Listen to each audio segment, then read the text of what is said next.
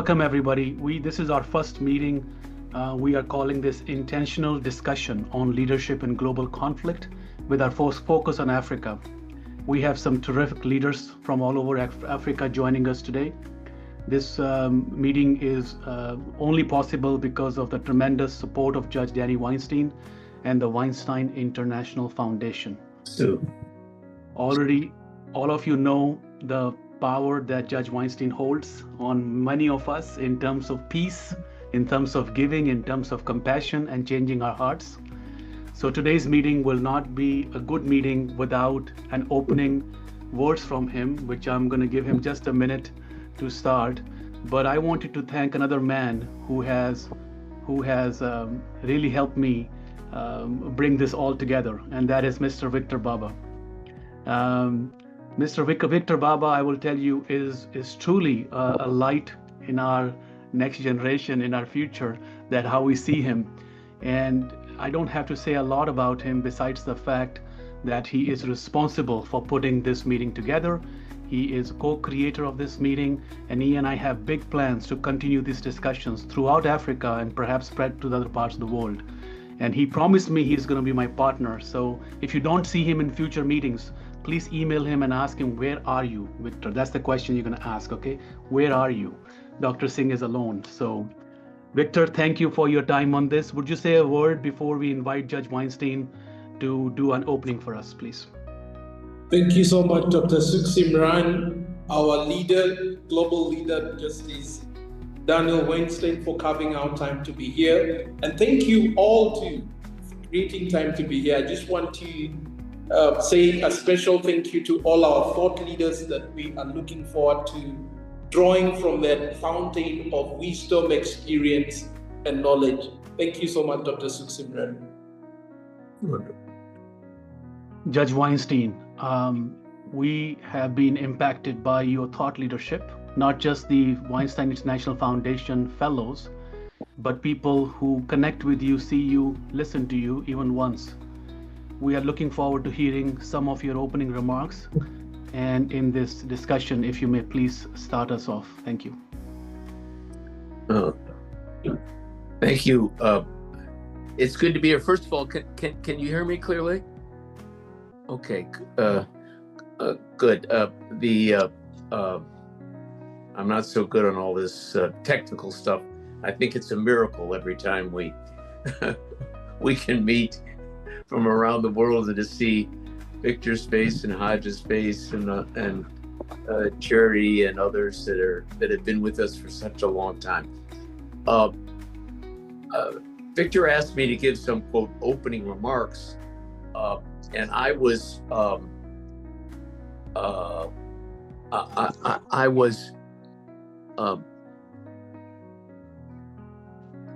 really honored to be a part of this conference because it focused some degree on Africa. And looking back on this path that we've taken, and Victor and Sukhsimranjit asked me to look back really 40 years ago when we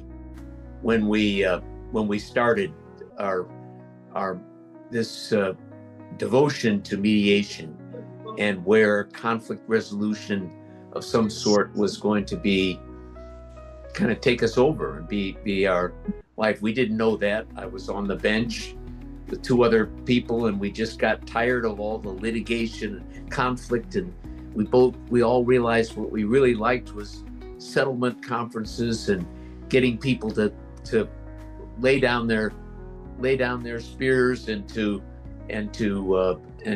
reach sensible agreements. And so we left and we started this movement, which we call JAMS, and JAMS became the largest provider of ADR services in the world. And then out of that sprung the Fellows Program and WIF and all of that's followed. And so it's fairly remarkable to have been a part of a movement now worldwide. It's taken a while, and I'd say we're maybe a halfway there, maybe less, maybe close to halfway. And where it goes from now, we don't know. There's some great things on the horizon, and there's some scary things, and I'll refer to them very briefly in my remarks to you. But from the beginning, when we started with a simple proposition, and I'm sure it's true in your countries also. Many of you who unfortunately inherited systems which were imposed on you, and which were not which were not from your culture and from your countries, and those systems were born out of the common law and litigation and the rule of, as we said, the rule of law, but it was imposed on people, and the basic premise was, when you had a conflict, get your swords and your spears ready, get ready to do battle, hire a good lawyer, get into there, get fight, and then maybe, if you're lucky, 1 year, 6 months, 2 years, in India, 10, 12 years later, you'd sit down and say, hey, is there a way maybe we can settle this? Is there some means by which we do this? And what we found as we began to try to export this concept to different countries was that in many countries, that culture of sitting down and trying to find compromise resolutions was embedded with their former prophets, with their leaders, when you went back to the tribal customs, and that's why Chickasaw became such an important part of settling some of the worst genocides and so on. We got our wisdom from the tribal leaders, not from some English book sitting up on a shelf somewhere that had been carted over on a slave ship and landed there, and that was how we were supposed to solve problems. So Africa, and we didn't know that, Africa would become, in many ways, the most fertile soil for our planting the seed of mediation and conflict resolution around the world. And we didn't know that when we got in. We didn't realize that the Victor Babas would appear to us, that the Hodges would appear from Timbuktu, that Lois would come from Zambia, that these people, that Bernadette, a young woman would, and by the way, many of the leaders in this movement have been women, which was somehow, mediation was much more woman-friendly than the normal ways of settling disputes. And so around the world, we've been privileged to run across the leadership of women who, in many ways, have led the way in their various countries.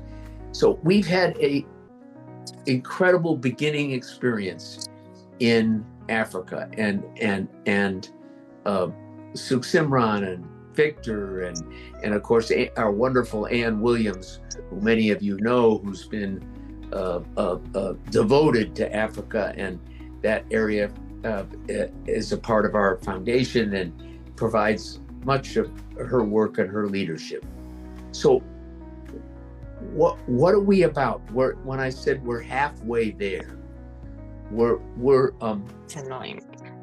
we have begun through the messengers from the countries that were beginning it to build a mediation or conflict resolution system tailored to that particular country's traditions, customs, legal resources, and everywhere, by the way, folks, everywhere we have the barriers of initially the lawyers who are frightened by this and are worried that it will take away their means of making a living, but quickly learn that learning the skills of mediation advocates and how to use this tool becomes a friend, not the enemy. And that's taken some time. It took time in Rwanda. It's taken time in other places to get the Bar Association behind it. But now every firm has in the United States anyway, and in many other countries now, every firm has an honored place for the person who's a case settler, who understands that being a lawyer as a mediation advocate is a different role than standing up there and talking and trying to convince a judge or a jury of the rightness of your cause. And that doesn't mean, by the way, that a good trial system and a good system of law and contracts and rule of law as a backup to the mediation system isn't very important. We're a partnership, not competitors. And that's so important to understand. And we've learned a lot of lessons from you all.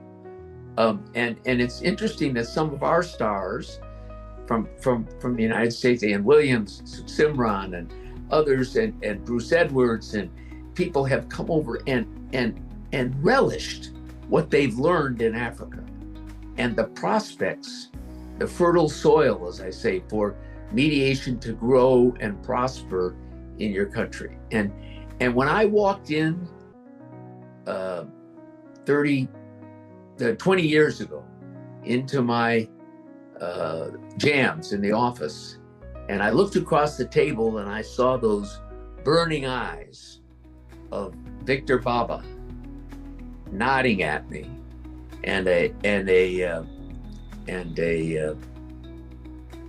beautiful statue that he had for me of Simba and the lion. And as you can see on my wall, my favorite piece of art is a picture by Bishkone of the tiger and the lion above it, and so those were symbols of somehow strength, but wisdom, and strength with caring, strength with respect for traditions, that we would hold this stick, which I got from the Maasai's, instead of this stick, which I got from the Polish. This is their leadership stick. It's a scary thing. I like to use it on my kids when they get out of trouble. But this is the talking stick. The talking stick.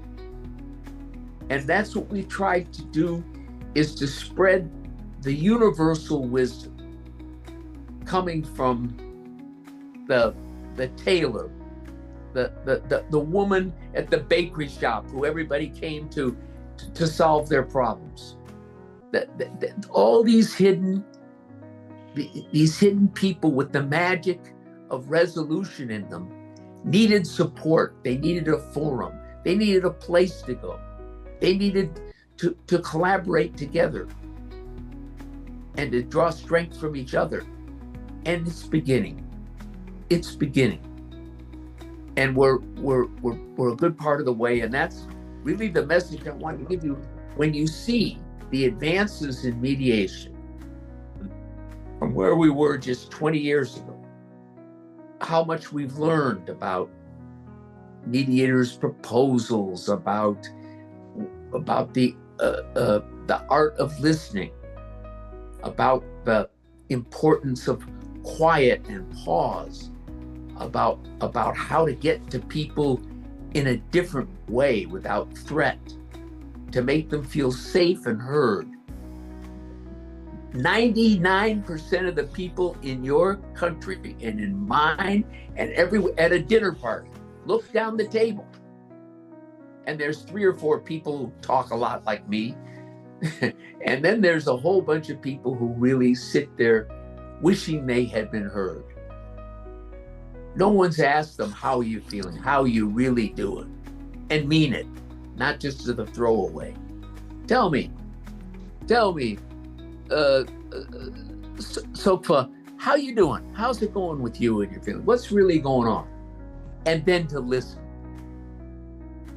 and to give someone the sense that they're being heard. All around the world, that's true. And part of our movement is to learn how to become listeners, how to give people a forum, and then to help solve problems. Now, then I'm going to show how do we take that from the household, or a little meeting place, or the gang work that we're doing out in the streets and late at night, or in the police departments where they have their own disputes and so on, and where we're beginning to make progress, even in the army, in some armed forces, they're putting in mediation people. First. So let's that's happening. That's happening. The seed is beginning, but we found a couple of hurdles that were all of us are faced with the challenge. How do you build the best roadmap in each country for a system adopted to their culture, to what their legal system is like, what their leadership is like? How do we tailor a system of conflict resolution that has some of the same rules? We all have the same rules. Nothing has changed from when we started. You want a safe place, you want confidentiality, and you want people there who can listen and who pay respect to all the people in front of them. That's the same around the world.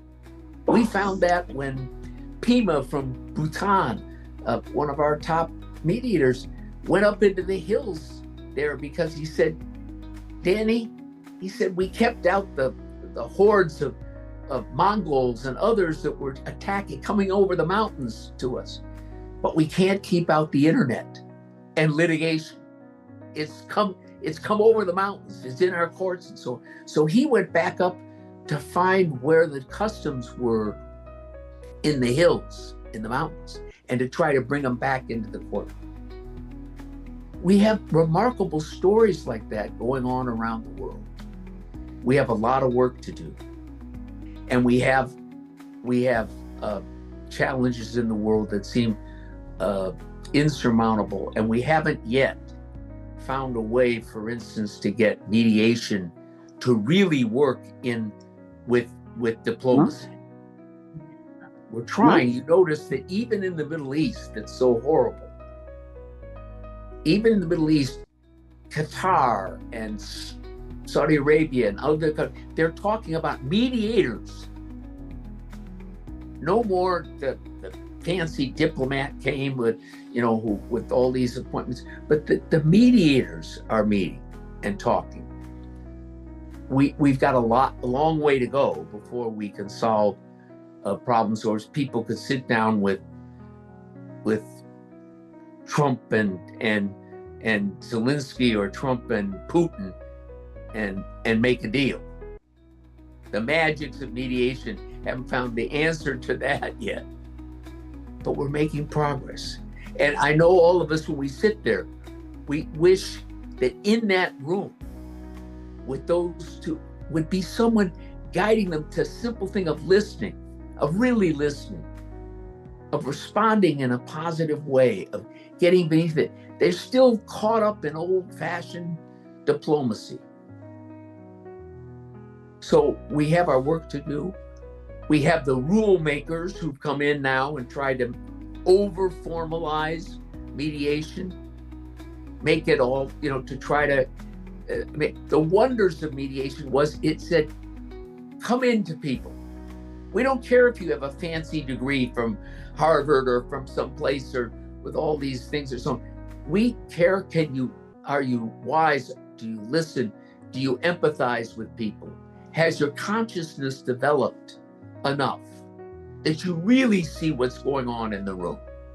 that you can stand in Rwanda and watch the people who, the Hutus trying to reconcile with the Tutsis now through leadership and through tribal customs. Listen, it's happening. It's happened in places where we've solved problems that seemed absolutely insurmountable. So you're at a very exciting time, is what I want to say, in a country with the most fertile soil, lots of problems.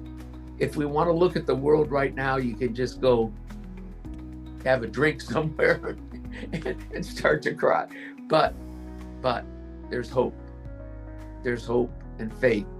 And you folks, in what you're doing in many places, when I see what Hajj is doing in Timbuktu, when I see what Victor is doing in the refugee camps, when I see what Bernadette has done in Rwanda, when I see what Lois is doing in Zambia, what's going on in Ghana and other places, it gives us hope that we can continue this progress and provide a safe, affordable, practical, timely place, whether it happens in a hut, out in the jungle, whether it happens in a fancy building, wherever it happens, that it can happen. And that's our hope for your planet. I mean, for your continent, for our planet. And we got a long way to go, but boy, do I feel great to be with folks like you and to feel like we're comrades in all of this. And what is our tie?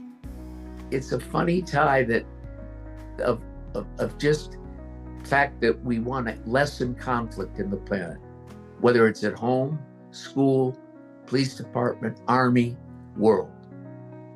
And in that way, we really all are brothers and sisters. So thank you for the privilege of being able to speak to you and just have your ear from it. I feel honored. And I look forward to seeing Hajj and Victor soon in California.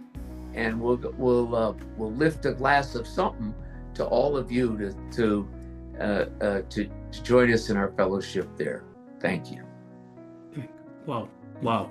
Thank you, Judge. I don't know how to continue the discussion after this opening remarks by Judge Weinstein. Judge knows I like to summarize. So if you all permit me, give me 60 seconds to summarize, which is not an easy task. But let me summarize the emotion first. I hope you all felt that Judge talked about hope, energy, and vision.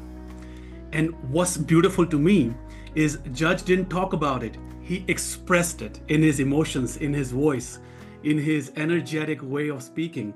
So I think when he says this is going to be motivational, he was motivational. So to me, he is the hope.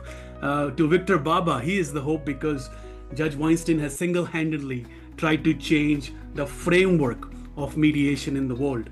Last 30 seconds, I think he told us to think about how things can change and how also things can stay stagnant. Why sometimes things don't change. And he's making us think about listening, the age-old art that we all fail at on a daily basis. He showed us the speaking stick from Africa and he's told us, why don't we use it? He's making us question it. And lastly, he's telling us we still have exciting times. And he used the word, you are on a fertile soil for conflict resolution. To me, having visited 6 countries in Africa, and I want to visit more, including some of my guests are here from Zambia, from Uganda, from Kenya.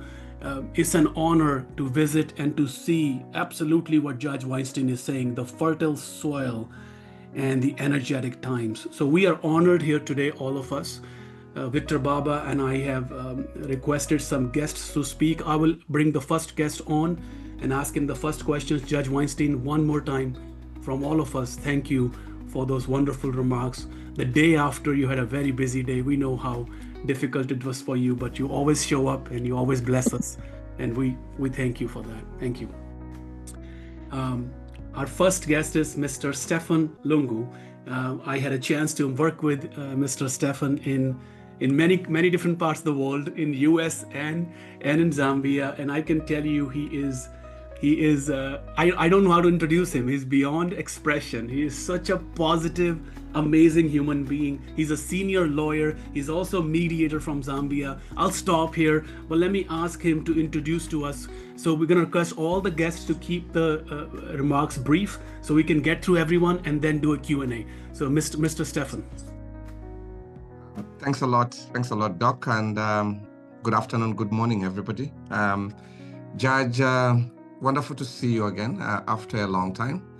I was just telling myself when you talked of lawyers that were against mediation but transformed, I said, Judge, why don't you just mention me? Because when I walked into JAM's offices in 2022, I was one of the first that actually told the whole group that I'm a convert because I was one of those that were totally against mediation. But I guess, as somebody said, I saw the light and I converted. To everybody, as I've been introduced, my name is Stefan Lungu. I am a lawyer from Zambia. I've been practicing in Zambia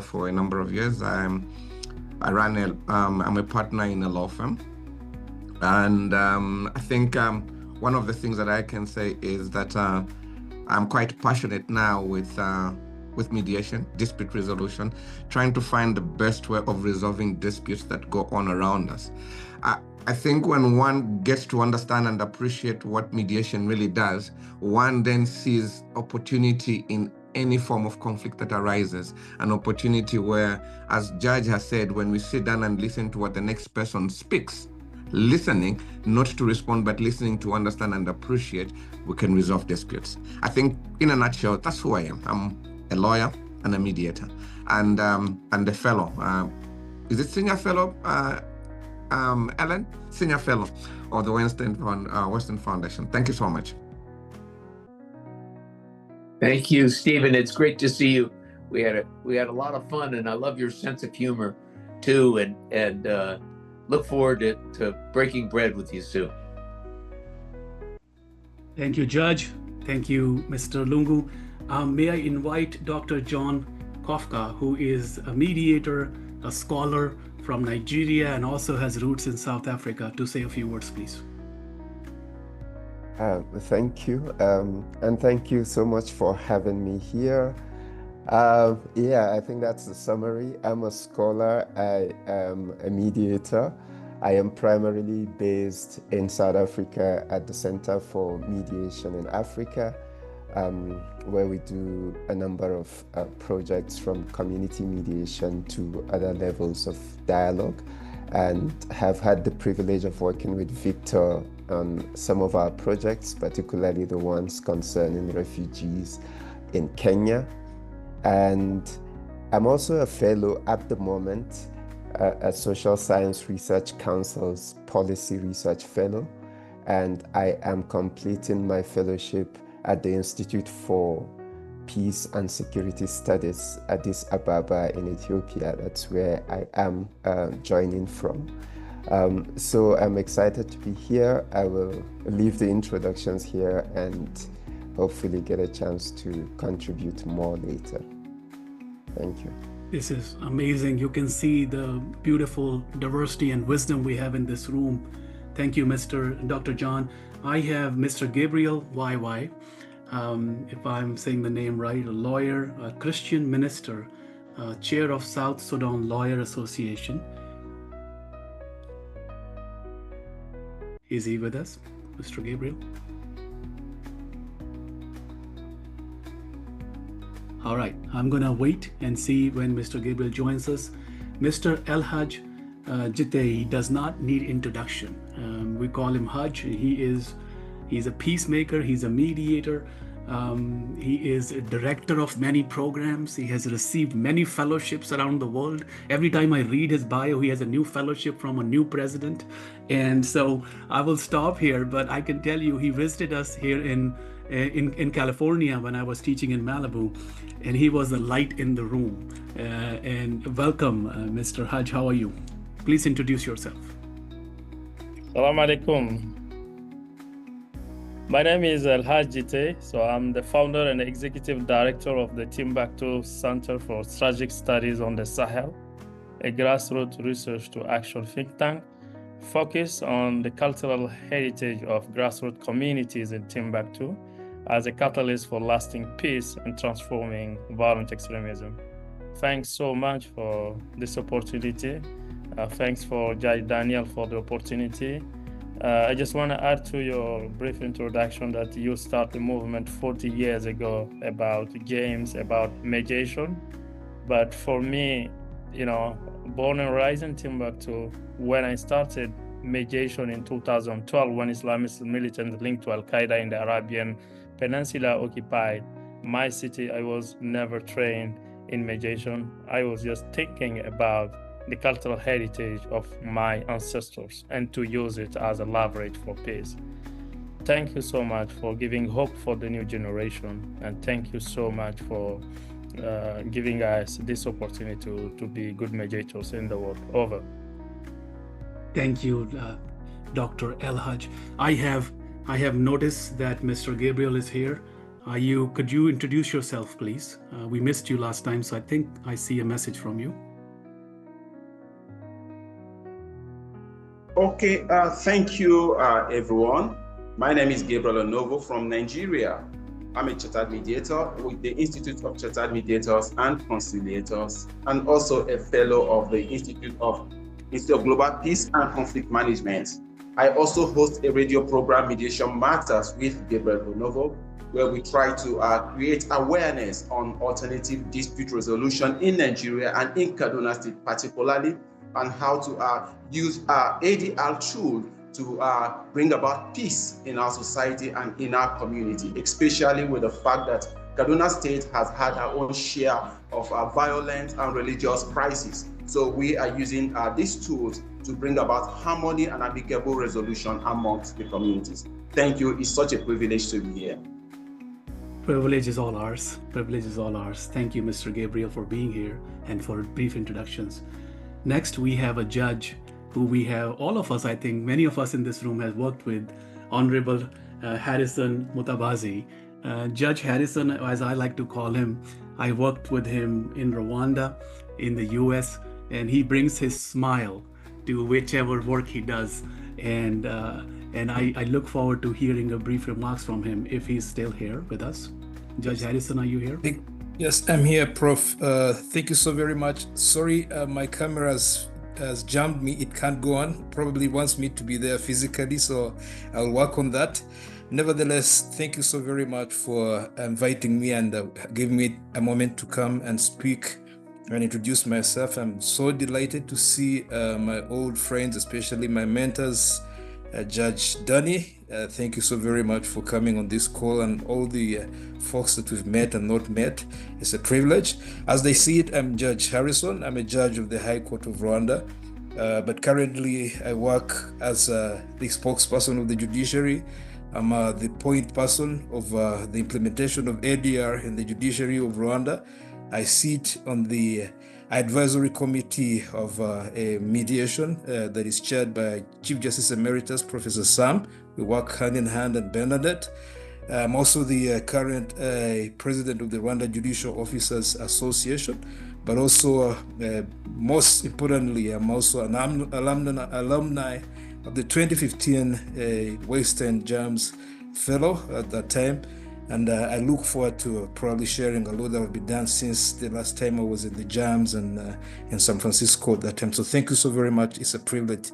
Thank you.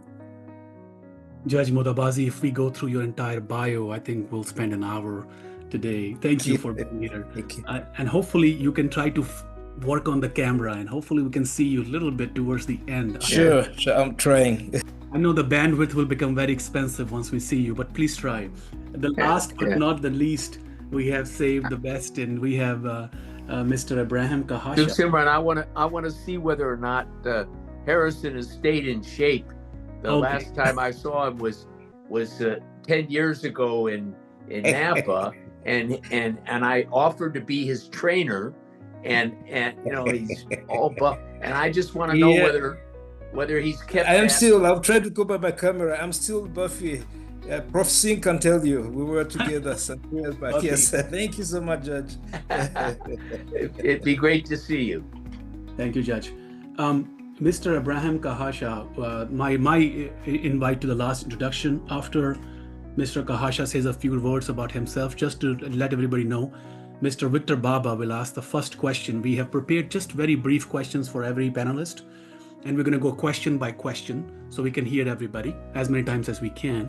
So Mr. Baba will ask the very first question just to get the energy going in the room. Mr. Abraham Kahasha, you are from Congo, and I know you're a humanitarian, and I've heard great things about you, but I've never met you. So welcome, and I look forward to hearing from you. Please. Hello, everybody. Can you hear me?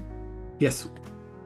Yes, my name is Abraham Kahasha. I'm from Democratic Republic of Congo. Currently based in Goma, a city which is currently an occupation of the rebel groups. I'm 23. I'm the founder and executive director of the Refugee Bank for Africa, which is an initiative where we finance refugees, IDPs, internally displaced persons in DRC across refugee camps. And I'm also a founder of the Peace Booster Great Lakes, Boost Peace, Spread Our Security, which is a project covering 5 countries in East Africa, where we promote dialogue, we promote mediation, and we also connect young people who have good ideas on peace building to national and regional and international stakeholders. And I'm a Mandela Washington Fellow, which is a program funded by the last president, Barack Obama in the United States. And I'm also the fellow of the Kroc Institute's Strategic Peace Building Academy, where I met Baba Victor in the US. I'm really happy to be here and to talk to you. And lastly, I'm also a Chevna finalist of this year. So thank you, and I look forward to talk to you and to meet you soon. Thank you. Welcome. So nice to have you here. And thank you, Baba Victor, for bringing our friend Mr. Kahasha to us. I'm also told that Dr. Ayak Alak is also here. Dr. Alak, if you are here with us, would you please introduce yourself? We are so happy to have you. She's also from South Sudan. I'll show my face very quick. Here you are, Doctor. We can see you, yes. It's a bundles, and then I will switch it off. Yeah, thank you so much for the opportunity. Being the only woman on the panel, not intimidating at all. I am a mediator, peace and security practitioner and advisor. I currently work with the Association for Inclusive Peace, which is a research think tank. My portfolio covers East and Horn of Africa, and my work focuses on providing technical and strategic support to both state and non-state actors, including civil society and coalitions and youth groups and academia.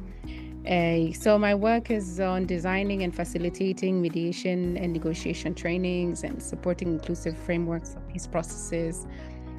So that's part of my work. Another part of my work, and this is the voluntary work, I was born a refugee, and so I am very passionate as a refugee, working with refugees. My children are 3rd-generation refugees. And I work closely with refugees in Uganda on peaceful coexistence, organizing also digital mentorship platforms and supporting youth movements on the continent, to name a few. My recent passions are working with African institutions of African spirituality and traditional authority on how we can rethink peace processes from political to social peace. Thank you. Thank you, Dr. Alak. Thank you for being here, and thank you for turning on the camera to allow us to see you. I'm gonna move on with this terrific panel. As you can see, we have amazing resources.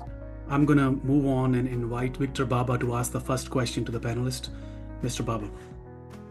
Thank you so much, Dr. Sukhsimranjit. I want to celebrate you all And at this point in time, we want to get into more substantive part of our discussion today. And so my question to all our panelists is, which peacemaker or mediator has influenced you the most throughout your work as a peacemaker and mediator, and why? Senior Stephen Lungu, do you want to start? Let us know which mediator or peacemaker has influenced your work extensively and why. Thank you. Thanks a lot. And Victor, it was good seeing you earlier in the day. It was nice spending time with you. You know, sometime back I was working late, and I decided, since that had nothing major to do, to get off my work, I decided, let me spend a few minutes, watch a bit of television, and that would take my mind off what I'll be doing. Then when I turned on the television, there was a movie that was showing, and I'm usually an action-oriented person, but this movie was not an action movie, but something caught my eye, and the title of the movie was Playing the Enemy. And I then discovered that it was a movie talking about Nelson Mandela, and how Nelson Mandela used the game of rugby to try and unify a nation, and I was quite intrigued. But what really caught my eye was one of the first scenes where he had just been elected president, and the staff in the Presidium regime, that the secretaries, the orderlies, and everybody started packing up their stuff to leave, because they were so sure that he's going to come in and is going to say, everybody, please leave, because it's a new regime, please leave. But then he called everybody into a hall and started addressing them. And what he said is what really touched me, and that's what caused me to watch the whole movie. He said to them, he said, I don't know anything. I've just been elected. You are the ones that have been running this country, all right? So don't do this for me. Do this for your country, because your country needs you and I need you. Now, these were people that were so sure that when he comes in, he's going to root everybody out. And I asked myself, I said, what kind of leader was this man? What kind of person was he that he embraced everybody? Everybody, regardless of race, regardless of tribe, regardless of ethnicity, he just embraced everybody. And his desire was to work with everybody. How he worked with the coaches of the rugby team to try and influence, and convince his fellow ANC compatriots that this was good for the nation. They couldn't understand that. And for me, I know South Africa is a very big nation. To get somebody to be able to blend and bring people to have one common goal, for me, that was one of the greatest things. And I said, how I wish I could just get maybe 5% of this man's mind. Maybe I can be a better person. Not everything, because there can never be any other Nelson Mandela, but just how he went out and how he was able to meet people and blend in with people is something that has always intrigued me. I read a book written by somebody called Martin Kalungubanda. He's a Zambian. It's a little book called Leading Like Madiba, because after that, then I decided to become a Madiba disciple. And then I went and found this book, and some of the examples of his leadership style in that book really blew my mind. He acknowledged each and everyone in South Africa who did something that was quite spectacular. He followed this boxer to his home because he had won the bantamweight championship in the United States. When he came back, he followed him home, just to go and say, congratulations, because you've brought glory to the nation. He made everybody believe that there's one goal everybody should stand for, and that's for the benefit and betterment of South Africa. So for me, he's one of those that I've always looked up to and has always influenced me. Thank you. Great statement. Thank you. Wow. Thank you, Stephen. If I was just to summarize all that you've said in the next 30 minutes, this is what I'll say. Leadership very important, humility and the power of one. Nelson Mandela symbolizes all these elements: leadership, humility, and the power of one. And we see all these qualities in our own Daniel Weinstein. At this point in time, I'd like to turn to Dr. Alec. Dr. Ayak Alec. Dr. Ayak Alec is an amazing human being, and she's so modest. She hasn't told us that she is a medical doctor by training. Can I? And maybe something she'll tell us, how she moved from being a doctor into a mediator. But at this point in time, Dr. Alec, I'd like to ask you the same question. Who has influenced you the most in your life as a peacemaker and a mediator? Thank you, Dr. Alec. Thank you so much for the opportunity once again.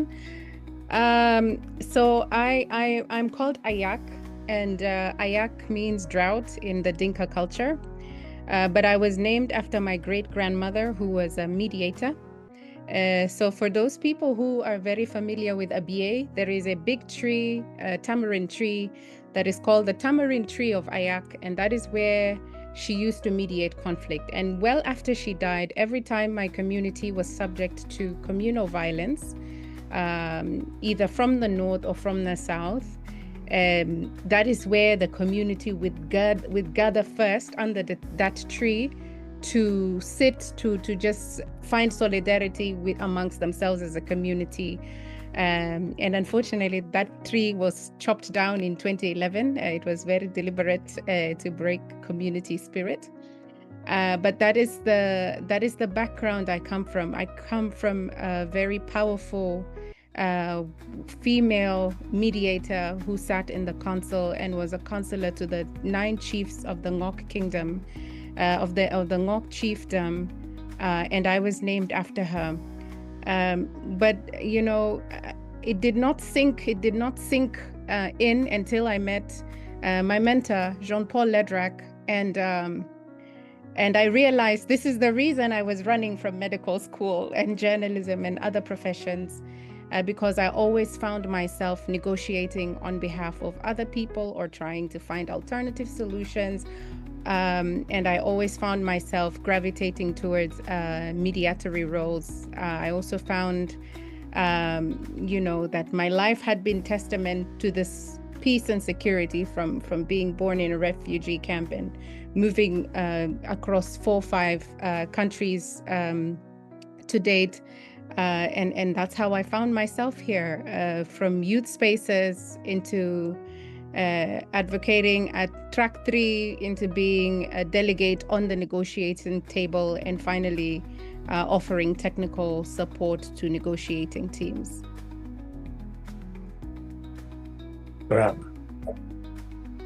Thank you so much, Dr. Ayak. 3 again things. I'm a proponent of the power of 3, and so I'll highlight 3 things that you've stated to us. Empathy.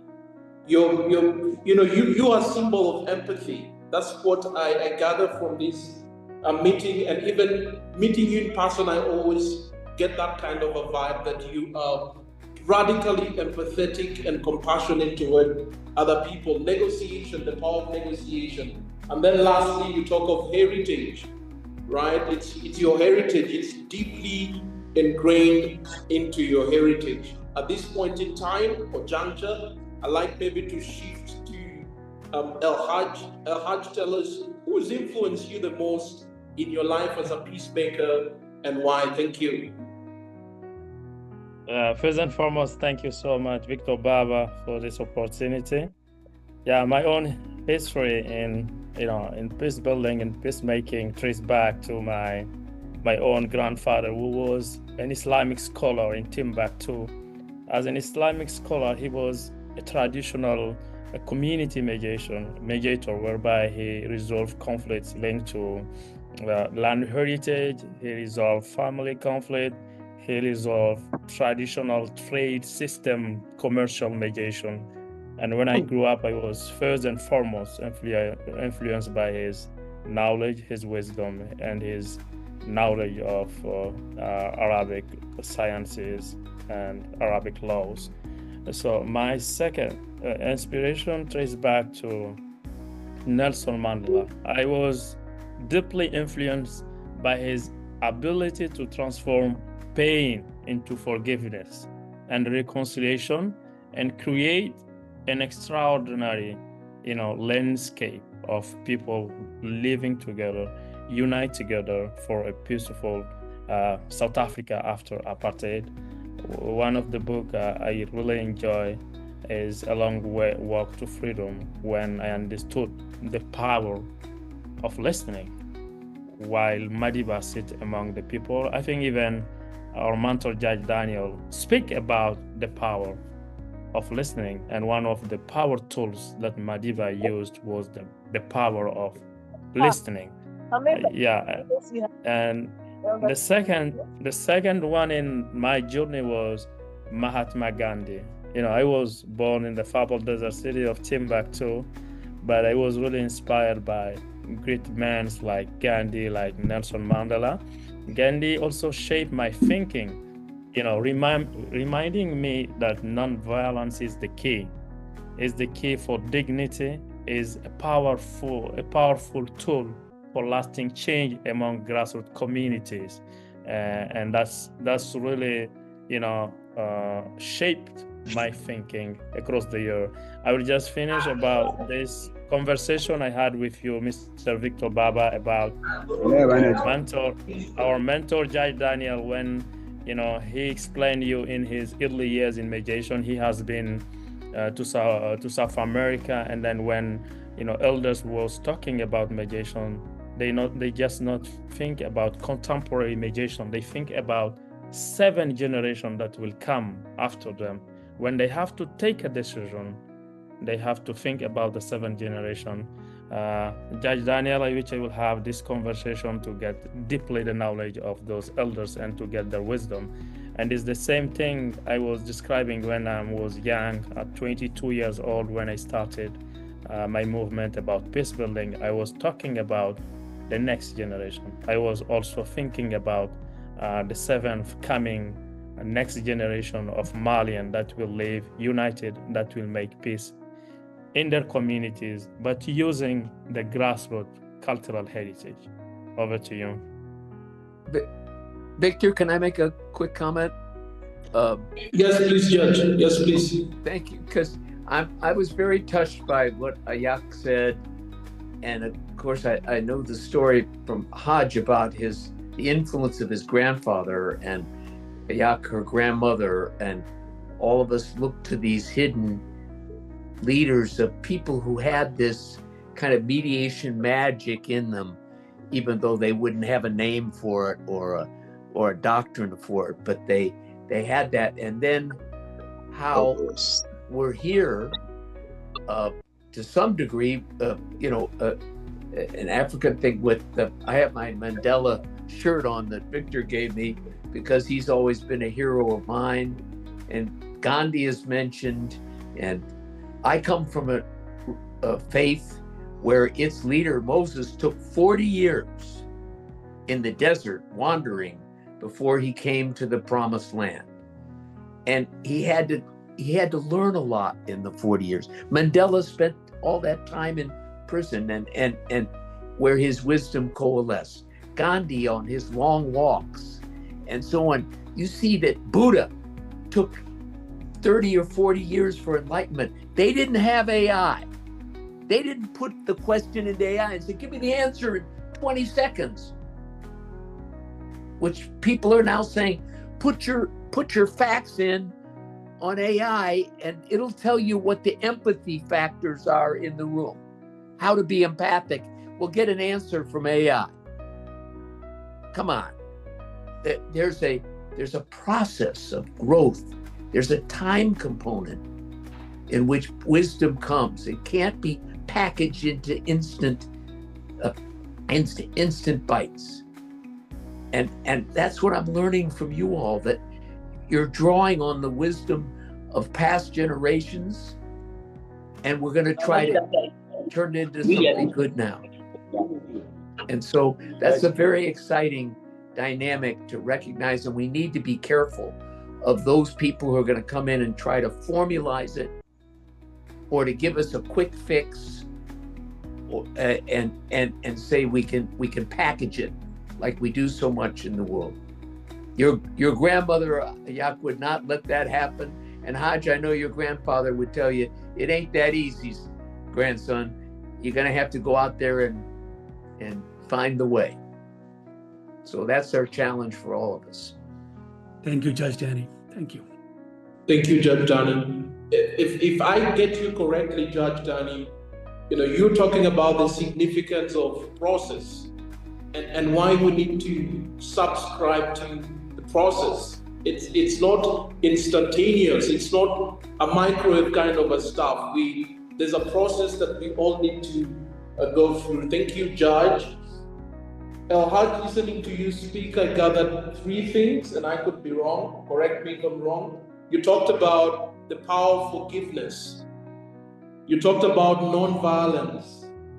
And lastly, you reminded us the power of the wisdom of our elders. So thank you so much, El Haj. At this juncture, I want to turn to Dr. Sokfa. Dr. Sokfa, do you want to let us know who's influenced you the most throughout your work as a peacemaker? And I know you do a lot of community work. Take it over from there, Sokfa. Thank you very much, Victor. Yes, and it's really difficult to narrow that down to one person. And in my earliest inspirations, I would say, came from a lot of community peace builders, family, including my own family, which is highly pro-peace, and took a very peaceful means approach to everything. And a lot of other peacemakers, local peacemakers that I grew up around in the context of conflicts in northern Nigeria, particularly Kaduna State. I was excited to hear that there was someone here speaking from Kaduna. And growing up and seeing religious leaders, teachers, community leaders trying to address the ethnic, religious conflicts that were prevalent at that time. And I have gone on over the years to work with so many community mediators across Africa, particularly dozens in Southern Africa, in Eastern Cape, rural communities in South Africa, as well as mediators in East Africa, from Uganda to Kenya. And I have learned so much, drawn a lot of inspiration from many of them. But one of the primary figure that helped me to hold all of that together in a way that made a lot of sense to me as a researcher and practitioner was John Paul Lederach, to whom I was first introduced during my exchange program in the US. And I think I became obsessed, and his work influences me even up till today in the way I think about my theories of peace building, but also in the way I formulate and design my dialogues and interventions. But as I moved more and more into the policy and international peace building space and found myself inhabiting a space where I'm always trying to make linkages, connections between grassroots and higher levels of peace building, I found Kofi Annan to be really, really inspiring. And his work, particularly in Kenya, in the post-election violence of 2008, was particularly exemplary for me in terms of how him and his team were able to make those linkages and to balance diplomacy, inclusivity, integrity with moral authority. So those would be my inspirations and the figures that have been most influential in my mediation and academic work. Thank you. Thank you so much, Dr. Sokfa. Always a joy listening to you. You brought in Kofi Annan, and Kofi Annan, taught the world that peace is development and development is peace. Very important. Then you talk about moral authority, You talk about leadership, you talk about courage, you talk about competence as key pillars of peacemaking and the work that we do as mediators. Thank you so much. At this point in time, I'd like to turn over to Abraham, who's joining us all the way from Congo. Take it right away, Abraham. Thank you, Victor, for the floor. For me, the person that I admire the most in peace building, I don't think if he's really a mediator, but is the person has done a lot in my country and globally. He's called Dr. Denis Mukwege. I don't know if you know him. He's a medical doctor in Congo who holds the Panzi Hospital, and what he was doing across the countries, he was taking the women and the young girls who have been raped due to conflicts and due to other situations, and he was taking them and treat them at Panzi Hospital.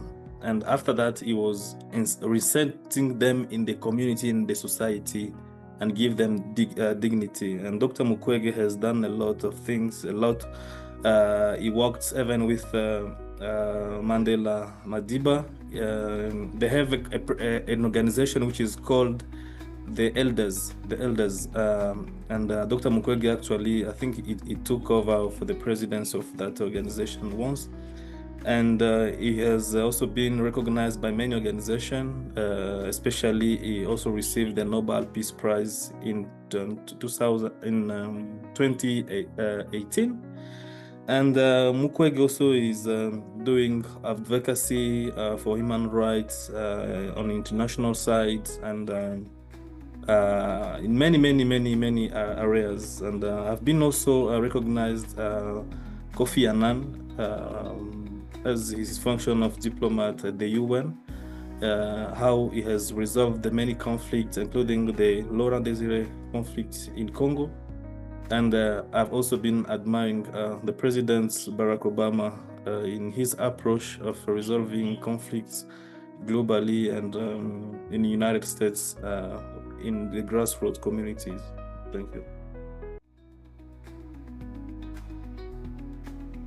Thank you so much, Abraham.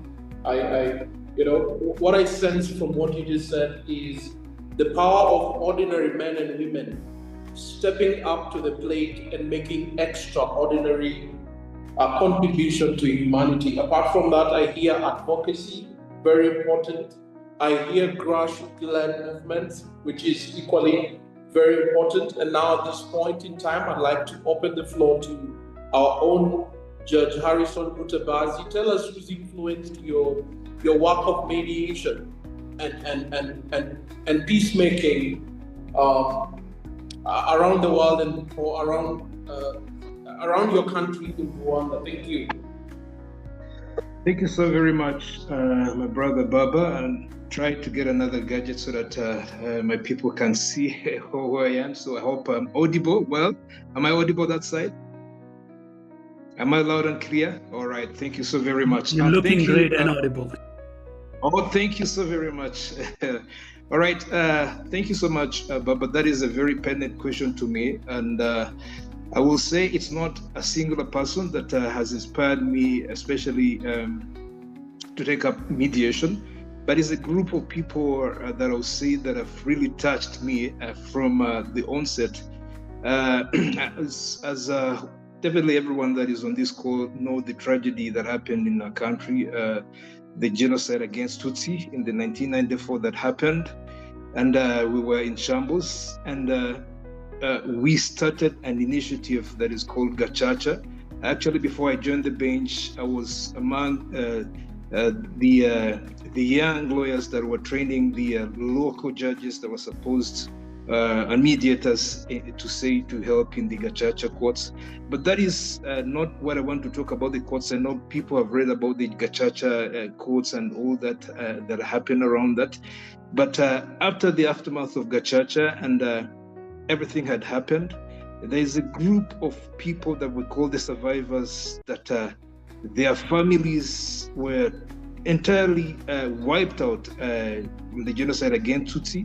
and they're in one place. I hope those that have visited Rwanda have been taken to this place, and they're only single in their life. They don't have any soul apart from the government and apart from, of course, the rest of us that are there. But they don't have anyone that is a blood relative that is in there, that is with them. But what surprised me is that they have the audacity, because after the Gachacha courts and after all that happened, especially in the triangle of these genocide cases, there were those that were convicted and they have served their sentences and they have come back. But what has amazed me is this group of people, the survivors, that have taken a leap of, could say, of faith, and they have forgiven their perpetrators, that they know that they were among the people, or they themselves individually, that were part of the groups that wiped out their entire family, and they remained alone. And they have moved on, and they've forgiven them, and they're living side by side. So when I saw this, I said, what?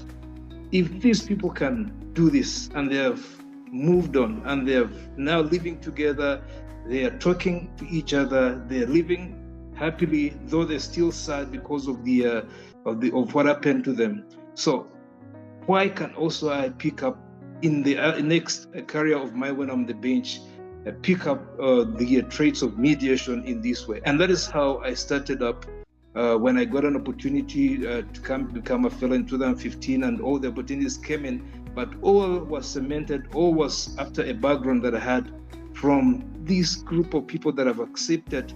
You couldn't imagine someone wiping out your family, but again, you say, I've forgiven, I've moved on, and we can live together happily. To me, these are my heroes, and these are my people that I think have really helped me to see that mediation, as Judge Danny talked about, is trying to bring hope of the faces that would never look at each other.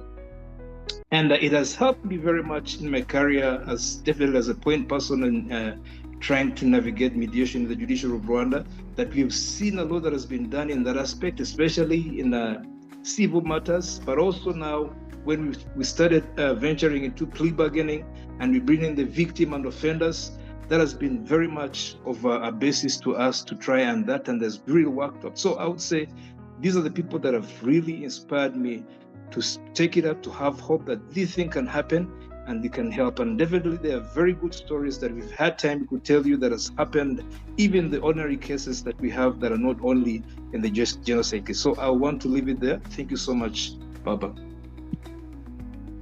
Thank you so much, Judge Harrison Mutabazi, and you're looking handsome, I have to say. Just to summarize all that you've said, and then I'll welcome Dr. Sukhsimranjit to pick up from there. One, community, the power of community. Two, the power of mediation, and how mediation has the ability to transform broken pieces into masterpieces. I'm going to say that again. The significant power of mediation to transform broken pieces into masterpiece. And that's what Rwanda has been all about. And then thirdly, responsibility. How when ordinary men and women, take responsibility, extraordinary outcomes are possible. At this point in time, I'd like to welcome my senior distinguished Dr. Sukhsimranjit to pick up from there. Thank you all. Thank you, Victor Baba. I want to ask one question, and I want my panelists to hear it clearly because I'm narrowing the question down. We earlier asked you to speak about specific conflict issues that your region is facing. And now Victor Baba and I are thinking we may want to narrow it down to one conflict that you may want to discuss from your region because of the plethora of wisdom in the room. We may have time for one conflict today and then come back. We need to meet again. I can tell you that this discussion needs to reach a larger global audience. And I will be sharing the recording. It's just phenomenal to hear each one of you and your personal wisdom here.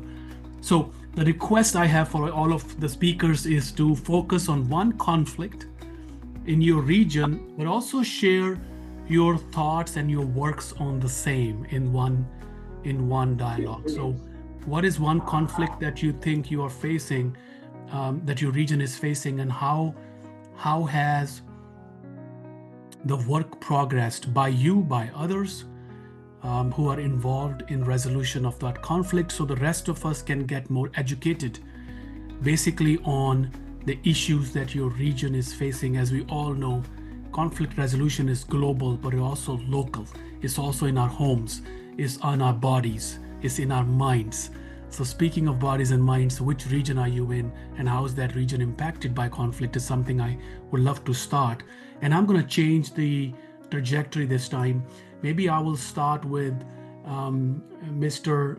Kahasha, Abraham Kahasha, and then go to Dr. Alak, and then come to Judge Harrison and others. So Mr. Kahasha, would you start, please, and tell us about what conflict is in front of you right now, one conflict, and how is it being managed? Thank you.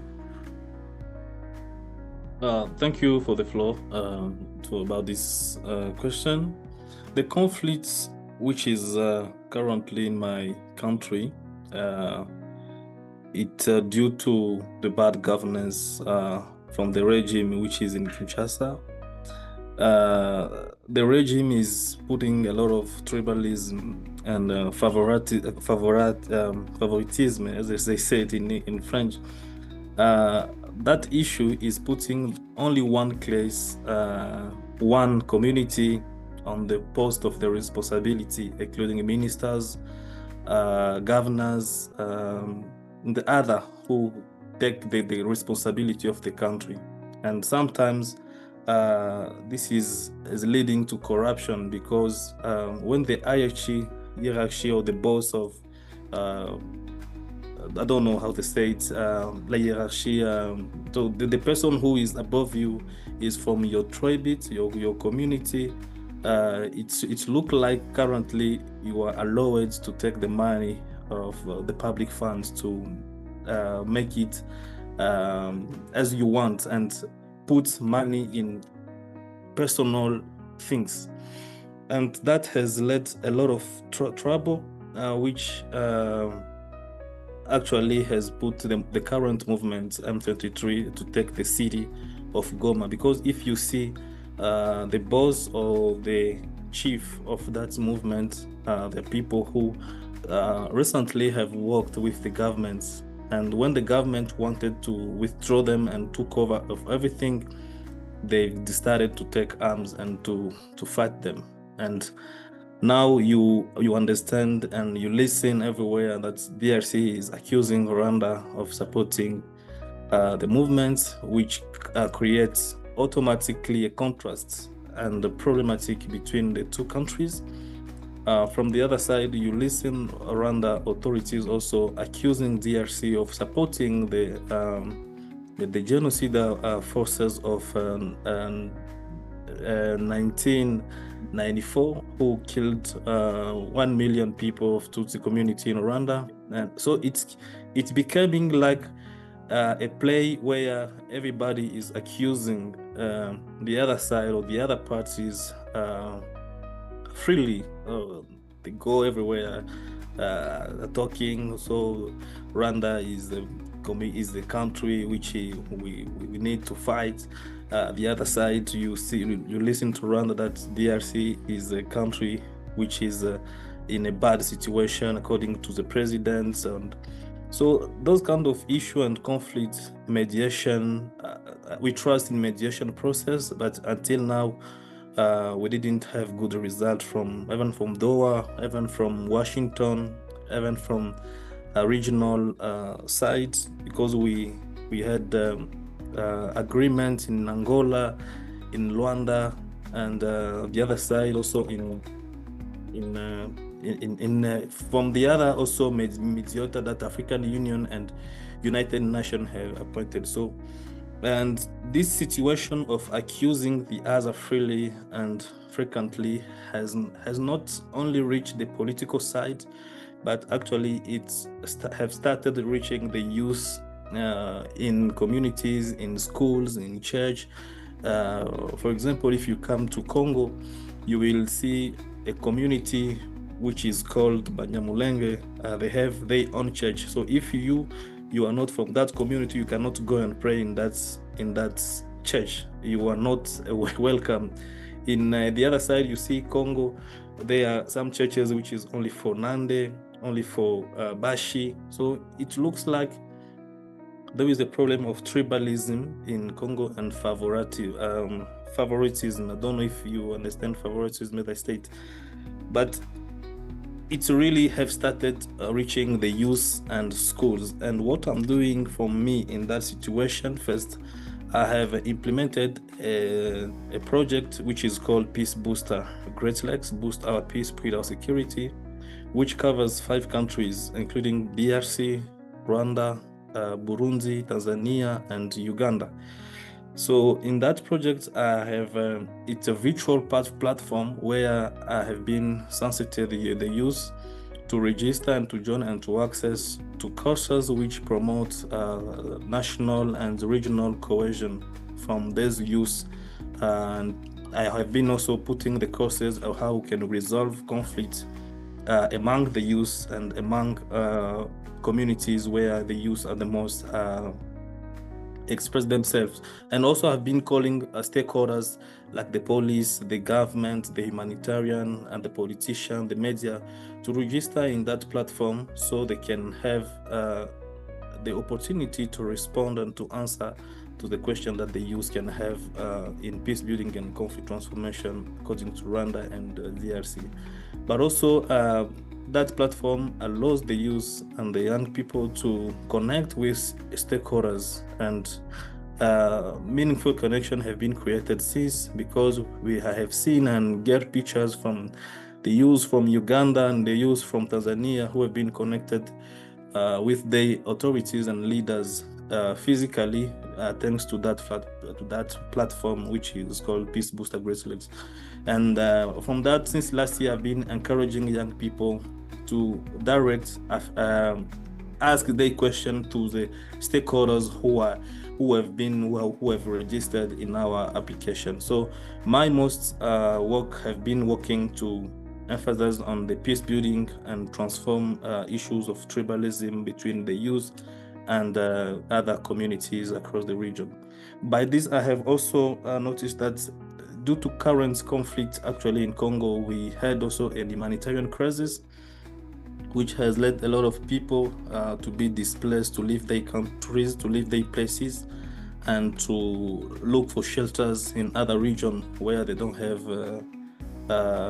families, and many of them have been hosted by other people who don't know them, and host communities, if I can say that. And we had also some refugees from Rwanda who had come in Congo and North Kivu provinces looking for other alternative, I don't know how they call it.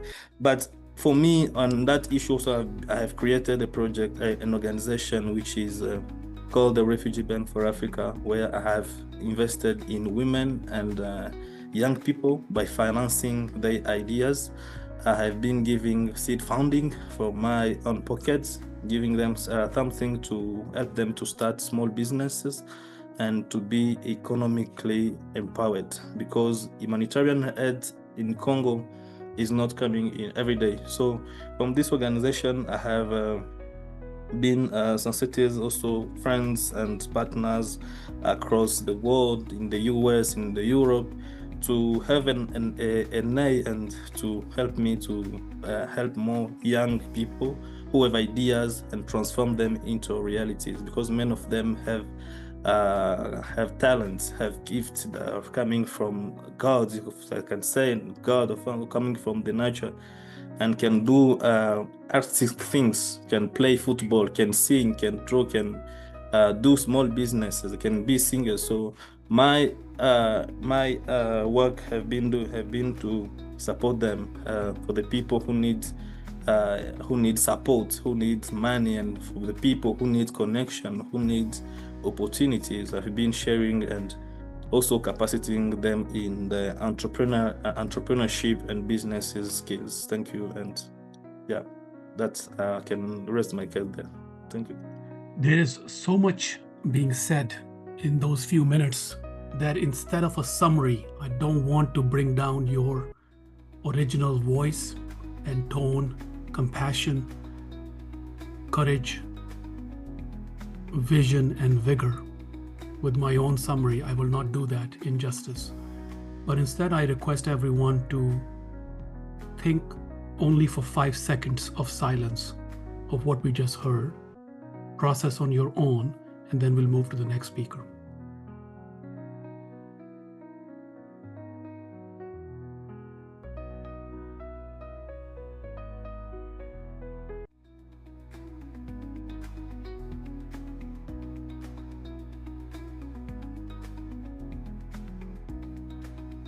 Thank you, Mr. Abraham.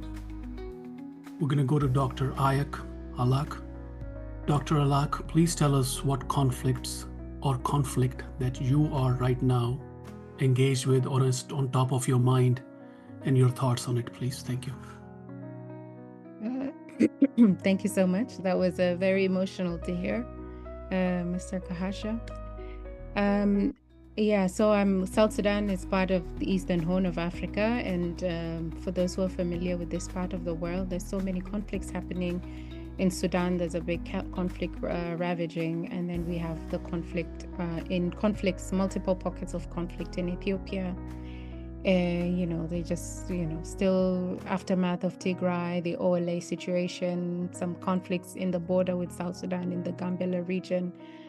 And then, we have South Sudan here, where I come from. And, in spite of my work in the other regions, this is the one constant that, at times it drains all my energy, I feel. South Sudan, first under the United Sudan, was struggling with second-class citizenry and the right to be and to get recognized as citizens of the then Sudan. And after over almost 23 years of protracted conflict, we gained independence. In 2 years into that independence, we saw the country, or the formation of state, the beginning of formation of state start to crack. And so all the principles of state formation have over the years only gotten worse. As of just today, the security situation is quite fragile. The economy is hyper-inflated. Civil servants have not had salaries for close to 2 years. Diplomatic, civil servants in the diplomatic corps have not had salaries for over 3 years. There is a massive exodus of refugees both ways into South Sudan, and then voluntarily repatriating back into South Sudan due to the ramifications of this recent global the challenging to the funding landscape globally, and how that has impacted South Sudanese refugees in particular, as one of the most long-standing refugees in East Africa. I mean, our people have been in refuge for over 50 years, cycles of refuge, and we are some of the refugees who, I feel the world has gotten tired of. And so if you see, even just yesterday, a massive exodus of South Sudanese refugees from Kakuma back into South Sudan, where there's really nothing good to go back to. Just in March, we had, the government shelling civilian sites in Nasir and Luri areas, using dirty bombs and leading to the death of over 2,000 people. So security-wise, we're not doing good. Economically, we're not doing so good. Socially, there is apathy. The space is filled with heaviness and apathy. There is a sense of despair. And there is, increasingly transitioning from dictatorship into autocracy. And the autocracy looks like one face and looks like one clan. And yes, there might be a few people here and there, but if the highest officers of security in the country can sit together and dialect and speak in the same dialect, something must be very wrong. So this is the South Sudan of today: shrinking civic space, forced disappearances and arbitrary detentions, and highest levels of nepotism and corruption. and this sense of self-censorship. And so the work I have been doing, and this is not the official work I have been doing, this is not where, this is my voluntary work. The work that I have been doing is more on active citizenry and trying to ignite hope and trying to create conversations on scenarios and alternative pathways to peace building, and giving more agency to grassroots communities, and working with faith institutions, and working with spiritual leaders and traditional authority, and working with refugees, especially now in Kiriandongo refugee camp, the big number of young people working, being recruited into gangs because there are no prospects for education. There is new classification of refugees, and it's very easy for you to find a woman, a single mother of 7 children classified at level 3, and that means 0 humanitarian aid coming to that woman. Big number of the South Sudanese communities, particularly in these camps, which also houses other refugees, but South Sudanese constitute the majority. A big number of these refugee households are children-led households. They're households who are led by people under the age of 17. A lot of hostility. I mean, the community is angry, and with anger comes despair, comes a lot of violence. There's now increasingly space for run-ins with local security and authority figures, and that sometimes is falls very heavily on the South Sudanese refugees, because again, there is a sense of, we're tired of these people, let them go back home. This is the kind of work that I do. I like to say my work is more of an octopussy type of work. I am good at connecting people with where they can get resources, with where they can get legal aid, with where they can get bail, with where they can find somebody to pay for a mental health session, or someone who can recommend them for a scholarship. So that's the kind of work I do. It's it has no name. It's very diffuse, but when it comes to South Sudan, it's personal. It's and when you don't do anything, it haunts you. You won't sleep. You won't sleep, you won't eat well. I think I feel sometimes the food stuck in my throat sometimes, because you wonder how many people, even from my own family, have not had the opportunity to eat today. So it has become like that. When you have families that are where they're graduates, they're people who have the capacity to earn a living, and they have the capacity to have decent jobs, not being able to feed themselves, then you wonder, if this is the face of privilege, how is everybody else feeling today? And then now the entire thing is complicated by climate crisis. Over 2 years ago, a big portion of Upper Nile was underwater for 18 months. Now Fangak is underwater. This means there's going to be a new displacement of predominantly herder communities into farmer community lands. And this means there's going to be competition over resources. There's going to be renewed violence, and less peace building efforts because of the sudden shift in global funding priorities. So it is a huge challenge. It's heavy, but you also realize it's not a situation that's unique to South Sudan, because Sudan just above us is facing similar situations. And the political context in Sudan is also heavily impacting the context in South Sudan. Uganda is going through elections. Ugandan forces are inside South Sudan. There's also these fears that, if anything happens, if one thing goes wrong, and the Ugandan forces fall on the wrong side of the books, what does that mean for the forces insights for the Ugandan forces inside South Sudan? How will our security architecture respond, considering our government has chosen to pay the Ugandan forces and starve them for close to 2 years?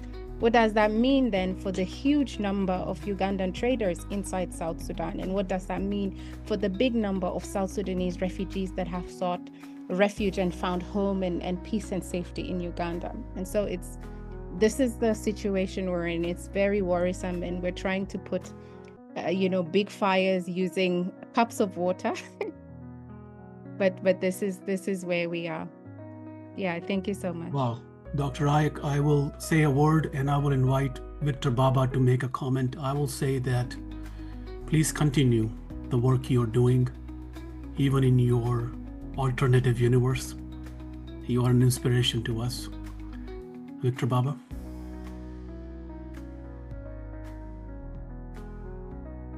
Thank you so much, Dr. Ayek. You are such, and she's not told us that, she's a poet. She's an amazing, profound poet. And when you were speaking, you practically took me to South Sudan. That's what you did through your story. You gave me a mental flight from where I am right now in Nairobi, and practically you took me to South Sudan, and that's powerful. That's powerful. One of my mentors, Dr. Martin Luther King, once said this, that, light shines brightest when it's darkest. Thank you. This is heavy. This is heavy to listen. That's why we need this exercise, this discussion. And I'm just so blessed to be in your presence, to each one of your presence. I have to make a difficult choice to keep moving on. I have Honorable Harrison Mutabazi, who's here, I believe, still with us. And before Judge Harrison speaks, there's another judge in the room. I just want to acknowledge her presence and go to Judge Harrison. And there's Judge Victoria from Ukraine, who happens to be also a senior fellow with the Weinstein Foundation. She's been listening throughout, and she's joining us from Ukraine to be with us and listening. So thank you, Judge Victoria, for being here. Judge Harrison. Yes, Prof. Well, thank you so very much. Talking about conflict that is in our area, and my predecessor has spoken very candidly on what is happening across the border in the Congo. Definitely, that also has something that it brings to definitely our country, Rwanda. And as he spoke, definitely there is something that is happening, especially if I say it has an effect on the sovereignty of Rwanda, because the FDR, as you heard about, harbored in Congo, and most times they usually have a feeling or thinking that they can come back and complete what they stopped, what they did complete in the 1994 genocide against Tutsi and all that.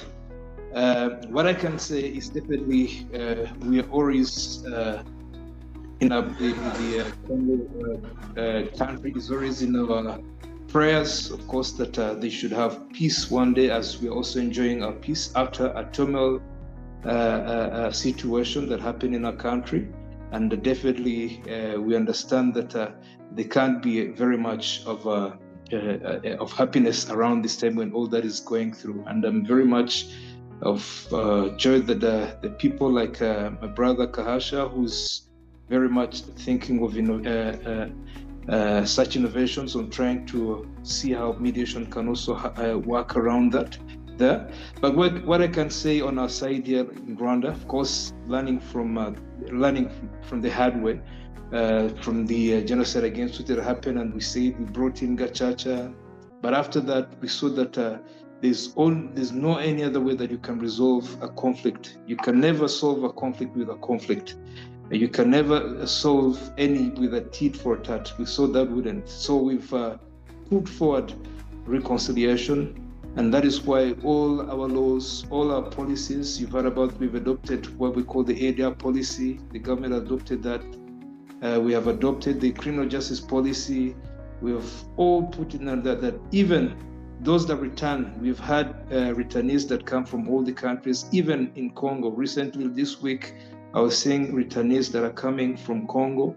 From there, they are resettled, they're taken through some medications and civic education and all that, and then the peace building is taken through. So we are trying to see how this is going to be in our roots, but definitely we think when time comes, when it's ready, we are ready to export it everywhere, even beyond our borders. In end time, when it's ripe and time is ripe, and they feel that this is a moment that we can share what we've done and how we've overcome this, we are so ready to see. But in a nutshell, what I would say is that there's no any other way that peace can come back in this region without going the way of mediation or the use of ADR, of truth and reconciliation in that way.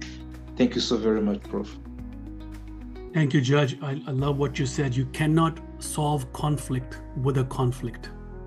Yesterday, I had a beautiful discussion with my spouse, who happens to be a mediator as well, and we were discussing sometimes you have to go to the wound, which causes pain, to remove the pain. Judge Harrison, if you don't know, has already done many years of work in mediation. He's a leader in the country, and he is a very humble man. We are honored to have you here, Judge. Thank you. I'm going to move to, thank you, Judge. I'm going to move to Mr. Stefan Lungu, who has, I'm sure he has a few words to share with us. He's a very well-spoken man. Mr. Stefan, back to you. Thank you so much.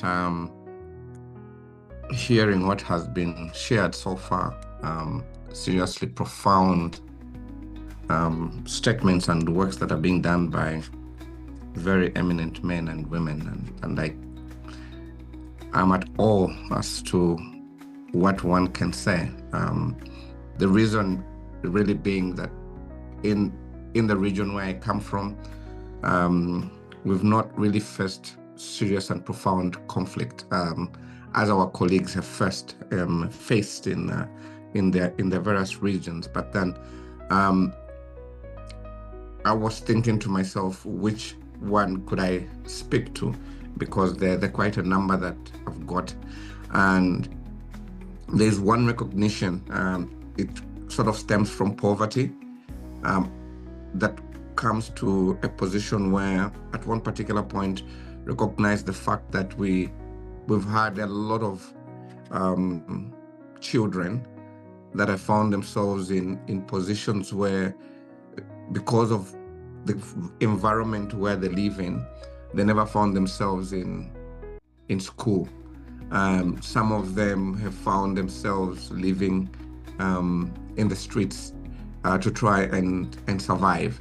And that has been, and it still is, what I regard myself as a time bomb, because there should come a particular time when those, we call them street kids, eventually they'll become street adults, and that's going to be a source of danger, for lack of a better term. So this has been a problem that has been growing in the country, and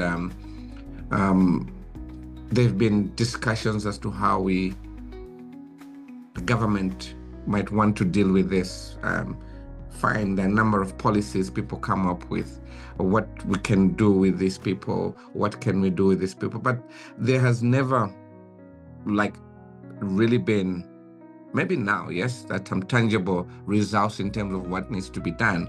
So at a particular point, a few colleagues and I decided to sit down and say, what little contribution can we make to try and help resolve this? And we got to determine that to get one child into school did not cost an arm and a leg. It cost relatively insignificant amount of money. And we decided, let's pick 5, just randomly pick 5 kids that would be willing to try. That 5 came to 10, it came to 15, came to 20, we created an NGO to try and bridge. So we would go out, get these people, have a chat with them. When they agree, and then we then find schools, talk to education authorities who were glad to bring them in. And so we created an NGO that was dealing with this. The good thing now is the new government in 2021 introduced free education. So it sort of took that burden from us and took over the burden, and most of these have been integrated in various schools. But it doesn't end there. Some of these people come from broken homes. Some of these people come from, some of these children were actually the parents in their families because they've got no other living relatives. Due to the scourge of HIV and AIDS, most of these have remained and they've become the parents in their families. And so how do you deal with this? So me and my big mouth, I decided that I should raise this awareness and at my church, because I said, you cannot go out there to deal with everything, but if you start small, maybe you can influence the next person who will then influence the next person. And I had a chat with my priest at my church, and suddenly I was thrown into a committee, Justice and Peace, and now I have to we lead discussions on how we can try and help and improve these families. And when they realized that I was a lawyer, it has now become a situation where various little conflicts that would arise amongst people in the church or in families, I get to be called in to come through and help resolve these various conflicts that are arising in families. Property settlements, when there's a disagreement with respect to inheritance, for instance. So all these little things stem from the fact that there are people out there that desire to have their voice heard, but they do not have a particular platform where they can raise these issues. What I didn't know is that the church is actually inundated with a lot of these, I would call them small issues that they have to deal with. But it will appear that at our church, they never had one person who could sit and talk to these people to try and help them resolve these issues, until I decided to approach them to have these discussions with them. And I've sort of now helping deal with the church in helping these issues in various communities. So one would think that because we do not have serious conflict does not exist. We've got these that exist in our communities. And what I've told myself is, all I want to do at every one day is deal with one person who, if I can influence to find the right path in terms of bringing about peace, that person would then take it to the next person. And I'm hoping that that multiply effect is really going to help us resolve most of these conflicts. So I think, in a nutshell, is what I can share with respect to the types of conflict that I'm faced with. Thank you, Mr. Lungu. What I'm hearing is start small and influence the next person. Lead the discussions. And then how do we build people up? How do we give people platforms? And I love when you said deal with one person and see what you can do. Make a difference in that person's life. I wish I can interview each one of you with a series of questions. Unfortunately, our time is limited. I want to hear everybody. Thank you again, Mr. Stefan Lungu. That was beautiful. I want to go to Dr. John Kofka, if Doctor, you're here, and ask you the same question that we've been asked others, as to share, maybe perhaps focus on one conflict in your region. And what are your thoughts on it, please? Thank you very much. And thank you so much to those who have shared. It's been wonderful listening to you. And I wish I could just continue listening and not have to say anything. I would like to share a conflict that I've been working on with my team for over 2 years now, which is one of the most important conflicts that is still in front of me. And this has to do with a number of communities in primarily rural South Africa. And these conflicts involve, gang type kinds of violence, tough wars among young people that results in a lot of death, but also larger communal issues around crime, stock theft, rape, very serious rape issues, gender-based violence, and several other things. And we were invited initially by traditional leaders that we engaged on other platforms to come and support them in addressing some of these issues from a peace building perspective. And so we started with mapping because we decided to take a relationship approach, drawing from core principles like Ubuntu, which is very common philosophy in South Africa. And we started by mapping out, stakeholders and all of that, conflict analysis. But it has been a very long journey of working with these communities to frame their experiences of violence and conflict as a culture of violence, but also to frame a vision together, which they expressed as a culture of peace, and to develop a slogan that has been guiding us, which is moving from a culture of violence to a culture of peace. And now in that journey, there has been so many things happening.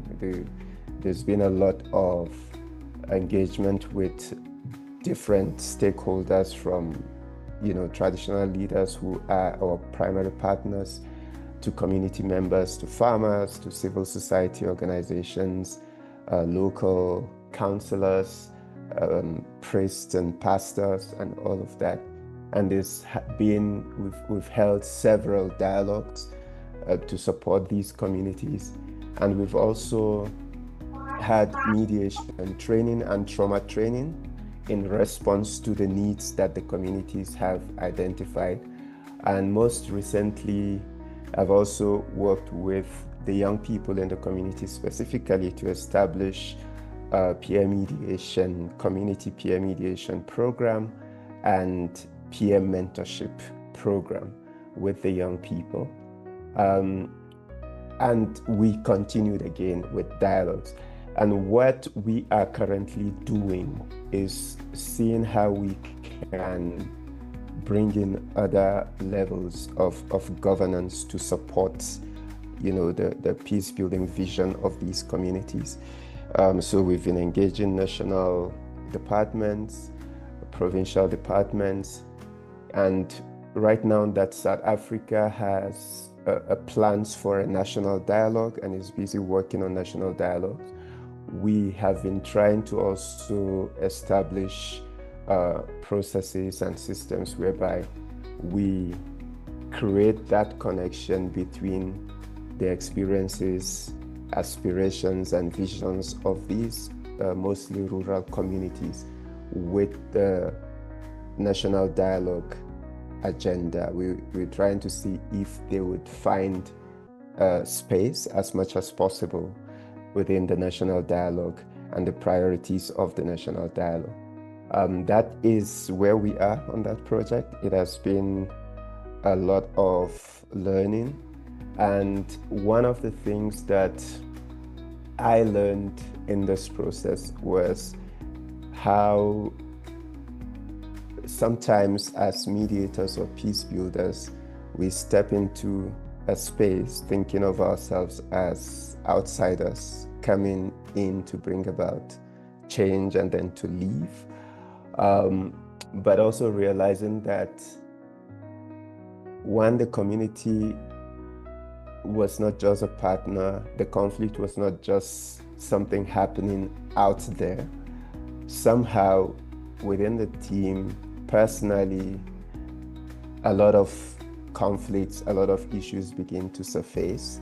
So the journey of peace building with the communities also became very much a personal journey, as well as a team journey, with a lot of lessons, with a lot of conflicts emerging, and with a lot of growth happening within the communities, within the team, but also within individuals that were involved in the process. We don't know how it's going to go, which is one of the things we have learned, to adapt, go with the flow, and allow the communities to lead. One of our most important principles has been, exploring local ownership and local agency as much as possible, and to be the team that is not needed after some time. So we have local peace forums. We have connected a number of local structures that we hope will be able to drive their own vision of peace, even in our absence. But we also hope that we would, remain there to continue to support the work that they do. Occasionally, there are conflicts that the peace forums or the local structures prefer us to handle. So occasionally, myself or members of my team would need to step in to mediate, maybe between a traditional leader and the police department or something like that. But besides that, our vision has been to, as much as possible, pursue local ownership and agency, but also to make connections between different levels of peace building, because the issues that the communities are dealing with are not entirely, within, they don't simply originate within the communities. There are a lot of broader national and even regional factors that are influencing them. So for us to achieve the change that the community desires, we know that there has to be a kind of networked approach and a broad kind of connection that together leads to the desired type of transformation. Thank you very much for allowing me to share that. Thank you, Dr. John. May I invite Victor Baba to comment? Thank you so much, Dr. Singh. I'm usually one person who has an opinion about every other thing, but just listening to all the stories shared today, I'm speechless. I'm speechless. Allow me to say this about Dr. John Sokfer. If there's a man that I know that is very passionate about peace, it's got to be Dr. John Sokfer.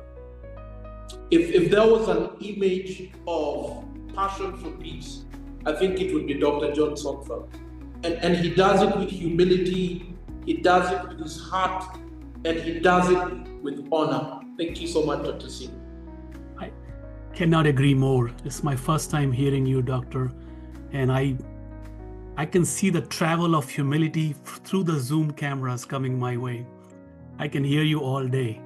What a privilege to hear each one of you, and I thank you for your comments, Doctor. We have two last speakers left, and I'm going to give a chance to my brother El Hajj now. He has a lot to share, I know that, and the challenge will be which conflict is he going to pick to share with us. Thank you so much, my mentor, Sukhsimranjit. And thanks, Victor Baba. So one of the conflict I would like to share with you is in 2012, rebel groups occupied my homeland, Timbuktu. They were called the MNLA, the National Movement for the Liberation of Azawad. Azawad is a place in northern Mali which composed of three regions, Timbuktu, Gao, and Kidal. And the goal of those rebel groups is to claim the autonomy, the independence of the so-called northern regions area, which is called Azawad. And then linked to that, Islamic militants into Al-Qaeda also joined them. in order to occupy the same city. So what are the root causes of this conflict? The root causes of this conflict is what we call deficit in terms of access to justice, difficulty in terms of inequalities of access of natural resources between the south and northern region of Mali, bad governance, corruption, and nepotism. So in 2012, when Islamist militants linked to Al-Qaeda in the Arabian Peninsula occupied the city, they also imposed a strict Sharia law. At that time, I was living in the fabled desert city of Timbuktu. First and foremost, I was born and raised in the city, and my family is among the founders' families of the city.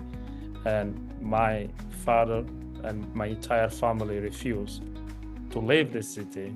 And they say that this is the 13th occupation of the city. None of our ancestors never, left the city to be in exile or to be in refugees camp.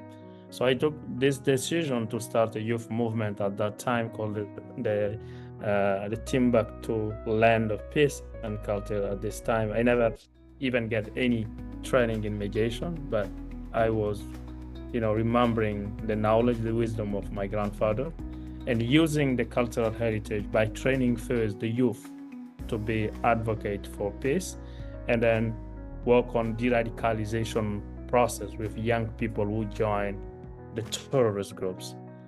This was in the fire of war. It was dangerous. It was not secure, but my dedication was to show to the people what their ancestors have done in the past and use it as a leverage to come together with a religion based on religious tolerance, based on peace. So from 2012 until 2015, there was, a fragile peace deal. There was a ceasefire between the armed groups and then the Malian army. And then there was the intervention of the international community, whereby even a United Nations mission came to Mali to resolve the conflict. And now we enter in the era of international conflict resolution through a United Nations peacekeeping mission. But after several years of those international conflict resolution mediation, it was not a success. In 2020, the country also came across 2 military coups, and then the military junta kicked out the United Nations mission and then kick out all the international mediation processes because they were saying that they were not neutral. But saying that is just showing you the power of my work. What we do is centered into providing traditional dispute resolution, conflict resolution, whereby the users of the conflict, the communities in the conflict, will be trained, empowered by our center to learn from mediation processes through their own cultural heritage and use that to resolve conflict in even rural areas occupied by armed groups or terrorist groups, where even international actors can get access. This is what our center is doing in Mali. We don't work only in Mali. We work also in the rest of Sahel region area, like in cross-border area of Mali, Niger, and Burkina Faso, whereby we help communities, community leaders, religious leaders, community elders to get access to mediation tools in order to make a change. So I will just finish by saying that when we talk about peace building, as a peace builder, as a mediator, first and foremost, before you be in the room, you need to have inner peace first. You need to have peace within yourself before you bring the light in the room. And what is so difficult with as mediator peacemakers, sometimes we deal with our own issue, whereby when you are in the room, you need to be present. You need to have a listening mode so that you can understand parts in the conflict. And my work was really difficult because you deal with the tough man, you deal with former violent groups actors, you deal with former armed groups actors. And it's so difficult because this is religious fundamentalism, religious ideologies. And then the next one is the notion of positive peace building and negative peace building. positive peace building is that you have peace building, you have basic social services, you have good access to justice. I understand that during the hard way. So whereby negative peace building is that you have a ceasefire, you have a peace deal, but there is no true access to justice. There is no basic services for the communities in the conflicts.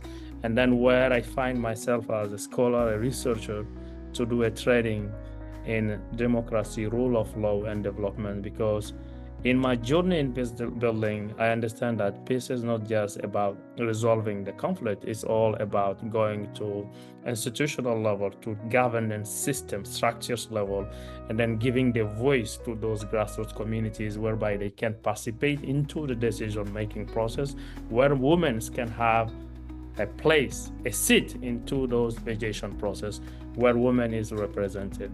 And then all those training helped me to always come back to my community with community-led project and then implement those projects. So actually I'm working with two projects. The first one is thanks to the Weinstein International Foundation, which is providing mediation and traditional dispute resolution in Timbuktu, whereby we empower more than 12 young people in traditional dispute resolution and tools in alternative dispute resolution. The second one is promoting democracy and rule of law in Mali, whereby I provide training into grassroots communities so that they can understand governance, democracy, and then how they can be part of this process of governing their country. And then, break the cycle of people just doing armed groups, joining violent extremism group, because both those two groups, when we talk about armed groups and violent extremism group, the only demand is political demand. They need to be in power. They need to restore a Sharia law. They need to restore a caliphate, but they need also to be part of the governance structure. So peace is possible. And thank you, Sukhsimranjit, for your knowledge. Thanks for sharing with the next generation. As I said, my goal is not just to thinking about peace building today, but thinking about the 7 coming generation after me, how they can find a world where they will be living peacefully. Over. Wow. Alhaj, I can continue listening to you for another hour. If this was not a late time for my colleagues around the world, I shared an interview I did of Alhaj in the chat if anybody wants to hear more of his remarkable story and all he's going to accomplish and already has accomplished in the world. I look forward to meeting the rest of you to get to know your stories individually as well, perhaps in collaboration with my colleague, Victor Baba. He and I are joining forces on creating a new course in Africa on leadership in conflict. And I'm privileged to work with Victor Baba on this, as I have a small non-profit foundation of my own that I'm beginning to build called Singh Academy, where I plan to give courses for free when I can and as I'm building them up, especially in Africa. So I'm working with Victor Baba on some of that. We'll be hearing from that soon. Before we conclude, we only need 2-3 more minutes and we'll be done. Thank you all for your patience.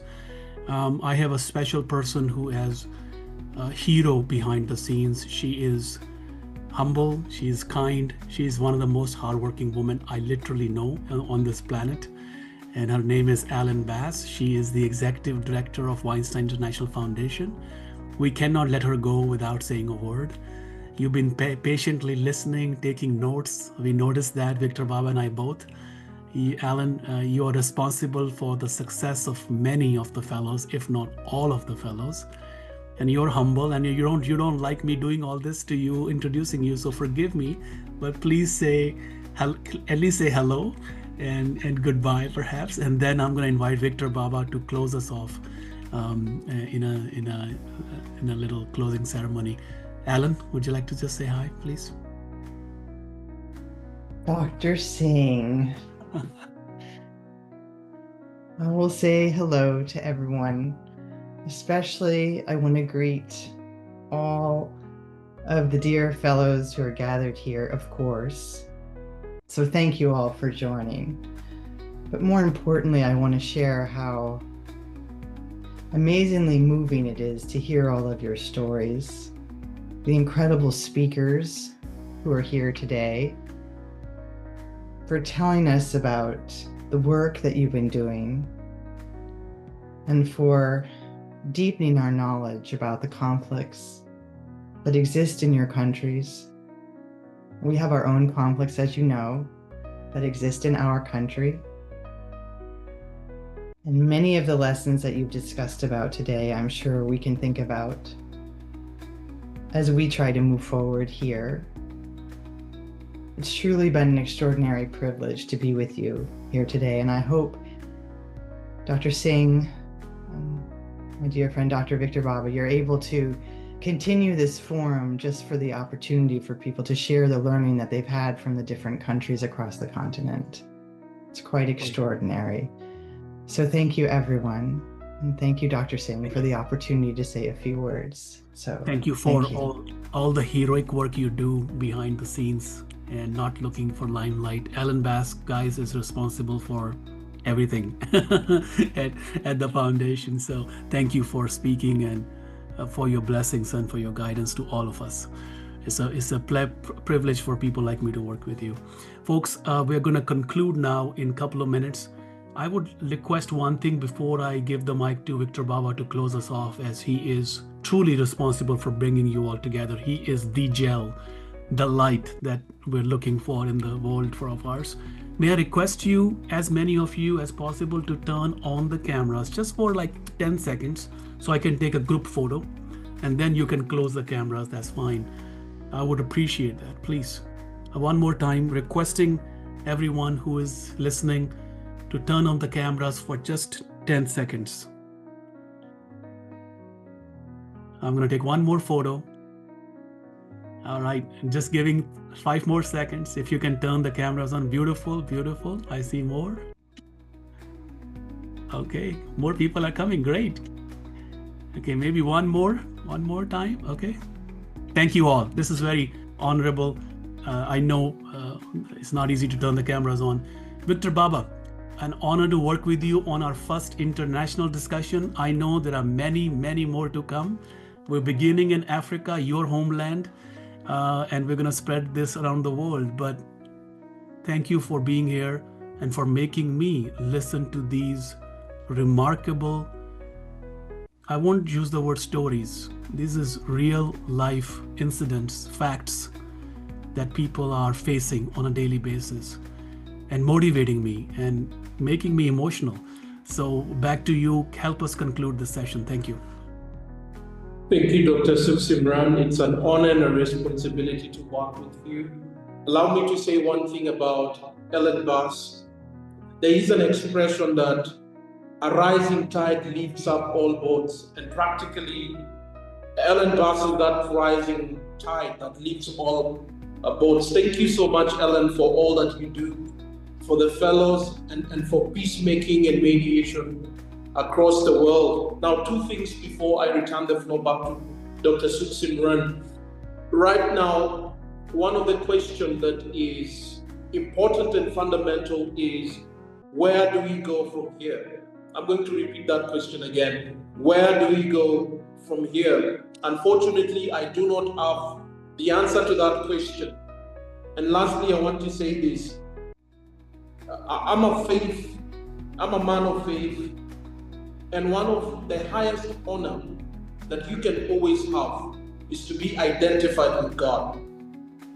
So we have got this wisdom that says, blessed are the peacemakers, for they shall be called children of God. I'm going to say it again. Blessed are the peacemakers, for they shall be called children of God.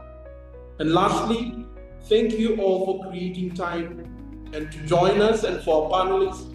Oh my goodness, I'm usually the guy that has opinion about everything, but today you rendered me speechless. Thank you so much. God bless you all. We will be sharing the recording with each one of you. Please spread the word, share the recording. This discussion needs to be shared widely. Victor Baba is going to do that for us. We thank you all for your presence. Join us for part 2. We're not done, we're beginning. We have more questions. So join us for part 2, another 2-hour conversation. Perhaps next month we'll organize it and we'll go from there. Thank you all. An honor.